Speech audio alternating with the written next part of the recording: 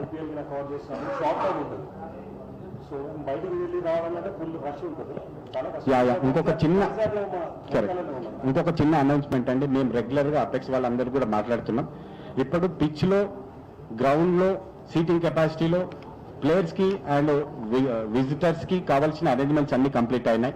అతి తొందరలో హెచ్సిఏని పూర్తిగా, హైదరాబాద్ క్రికెట్ అసోసియేషన్ సంబంధించిన ఉప్పల్ స్టేడియాన్ని పూర్తిగా రెనోవేషన్ కోసం ప్లాన్లు జరుగుతున్నాయి. దానిలో భాగంగానే నేను రీసెంట్గా కలకత్తా విజిట్ చేయడం, ఈడెన్ గార్డెన్ చూడడం జరిగింది. మా అపెక్స్ టీం అంతా కూడా అవసరమైతే ఇంటర్నేషనల్ స్టేడియంస్ని, వేరే కంట్రీస్లో వెళ్ళి స్టేడియంస్ని, ఇండియాలో ఉన్న అన్ని మంచి స్టేడియంస్ని విజిట్ చేసి అక్కడున్న మంచి ప్రాక్టీసెస్ అన్ని ఇక్కడ చేయాలనే ప్రయత్నం చేస్తూ ఉన్నాం.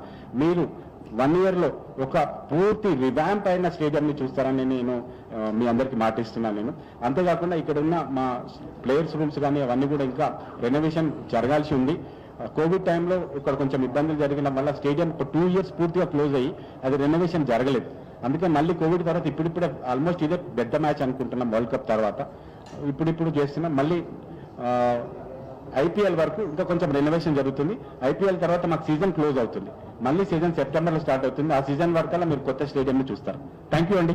Please sir. సీటింగ్ కూడా ఫోటోగ్రాఫర్స్ ఫస్ట్ ఇంటర్నేషనల్ ఏజెన్సీస్ కూర్చున్నాక అట్లా కూర్చొని, ఎందుకంటే ఫస్ట్ వచ్చేసి సార్ నేను ఇప్పుడే మోసే సార్ని ఐసీసీ గైడ్ లైన్స్ ప్రకారం సార్ నేను ఇప్పుడే సార్ వాళ్ళని సజెస్ట్